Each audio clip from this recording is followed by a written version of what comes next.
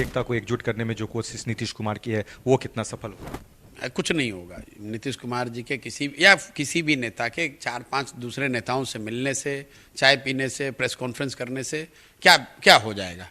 कौन से ऐसे नेता है जिससे पहले नीतीश कुमार नहीं मिले हैं या वो दूसरे नेताओं से नहीं मिले हैं? भाई जब आप कोई नया, नीतीश कुमार 1 महीने पहले तक तो बीजेपी में थे, तो बीजेपी का गुणगान कर रहे थे। अभी 1 महीना में वापस अभी आए हैं तो विपक्षी एकता की बात कर रहे हैं।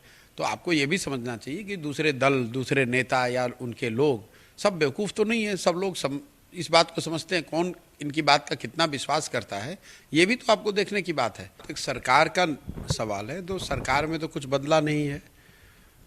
कुछ मिनिस्टर्स के नेम प्लेट बदल गए। जो 14-15 मिनिस्टर भाजपा के थे वो आज आरजेडी के, और सत्ता का जो बैलेंस है वो कुछ हद तक नीतीश कुमार के सिर पाले से निकल के आज आरजेडी के पास है। बाकी मुख्यमंत्री वही हैं, कार्यक्रम वही है। नई सरकार बनने के बाद से कोई कॉमन मिनिमम प्रोग्राम या कोई सरकार की नई प्राथमिकताओं की सूची तो सरकार ने घोषित नहीं करी है।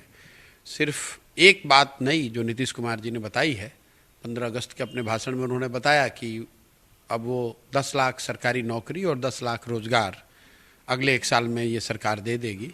तो उसको लेकर जरूर मुझ जैसे लोगों को थोड़ा आश्चर्य भी हुआ सुनकर, क्योंकि यही नीतीश कुमार हैं जो अभी चुनाव के दौरान ऐसा बता रहे थे कि 10 लाख नौकरी की बात सरकारी नौकरी की बात करने वाले लोगों को समझ नहीं है।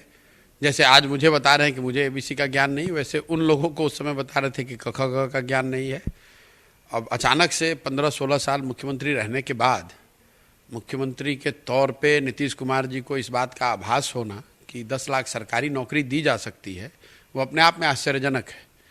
क्योंकि अगर सरकारी नौकरी दी जा सकती है या दी जा सकती थी तो इसके लिए इंतजार करने की क्या जरूरत थी, पहले ही दे देना चाहिए था। संभव है कि मुझे एबीसी का ज्ञान नहीं है, जो भी थोड़ी बहुत समझ है उसी समझ को और बेहतर बनाने के लिए बिहार आए हैं, बिहार में मेहनत कर रहे हैं, घूम रहे हैं, गाँव में जा रहे हैं।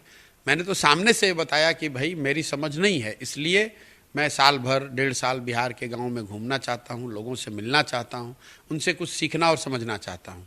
बिहार की जनता के लिए महत्वपूर्ण ये है कि जो लोग राज्य को चला रहे हैं उनको एबीसी की समझ है कि नहीं। तो नीतीश जी को तो समझ है, A to Z की समझ है, समझदार व्यक्ति हैं, विद्वान हैं, उनको सारे विषयों की जानकारी है। तो जरूरी तो, और पद पे भी वही हैं, तो उन्हें अपने A to Z के ज्ञान का उपयोग करके जनता को बताना चाहिए कि 17 साल के उनके शासनकाल के बाद भी बिहार आज देश का सबसे गरीब और पिछड़ा राज्य क्यों है। सर, जन स्वराज यात्रा है सर, इससे बिहार की जनता को क्या फायदा होने जा रहा है? नहीं, जन स्वराज अभियान की जो शुरुआत है वो मैंने 5 मई को जब प्रेस कॉन्फ्रेंस किया था पटना में, उस दिन मैंने बताया था कि इसके पहले चरण में 5 मई से 30 सितंबर तक मैं बिहार के हर जगह, हर कोने में जहाँ पर भी लोग अपने यहाँ बुला रहे हैं, मिलना चाहते हैं, उनके यहाँ जाऊँगा, उनसे मिलूँगा, बातचीत करूँगा, कुछ सीखने समझने का प्रयास करूँगा। ज़मीनी स्तर पे उतर के मैं मुद्दों को समझ सकूँ, इसके लिए 2 अक्टूबर से मैं एक पदयात्रा कर रहा हूँ। पदयात्रा गांधी आश्रम पश्चिम चंपारण से शुरू करेंगे और बिहार कोशिश ये करेंगे कि बिहार के सभी शहरों, सारे प्रखंडों और ज़्यादातर पंचायतों तक खुद पैदल चल के पहुँचें। यात्रा गाड़ी पर नहीं है, पैदल चल के है। हम लोग का अपना अनुमान है कि बिहार के सारे नगर और ग्रामीण पंचायतों को, प्रखंडों को करने और ज़्यादातर पंचायतों तक पहुँचने में करीब 3-3.5 हज़ार किलोमीटर पैदल चलना पड़ेगा, और इसको करने में 1 से 1.5 साल का समय लग सकता है। आपने संगठन तो बना लिया है, पार्टी बनाने को लेकर क्या है? क्योंकि अगर जनता के हित में अगर मैंने कोई संगठन नहीं बनाया है। मैं एक अभियान, एक सोच लेकर चल रहा हूँ। मैंने ये पहले ही कहा है कि जब तक मैं अपनी पदयात्रा पूरी न कर लूँ तब तक कोई इसका संगठनात्मक स्वरूप आपको सामने नहीं दिखेगा। जन स्वराज के नाम पर उस अभियान की सोच जो है उसको लेकर जन जन में जाना है, हर घर में जाना है। मैंने आपको पूरी बात डिटेल बता दी। जब 1 साल खत्म होगा उसके बाद ही बता पाएंगे कि आगे संगठन का स्वरूप क्या होगा, उसका राजनीतिक दल बनेगा नहीं बनेगा, अगर बनेगा तो कैसे बनेगा।